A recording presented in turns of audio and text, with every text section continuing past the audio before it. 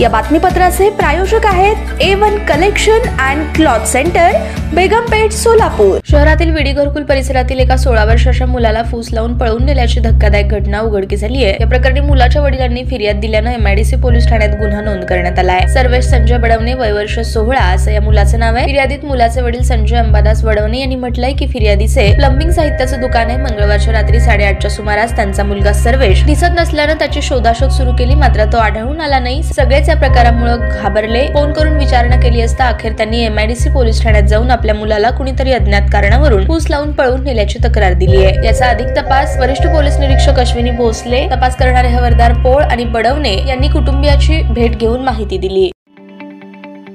ताज्या बातम्या पाहण्यासाठी प्राईम महाराष्ट्र न्यूज चॅनलला सबस्क्राईब करा।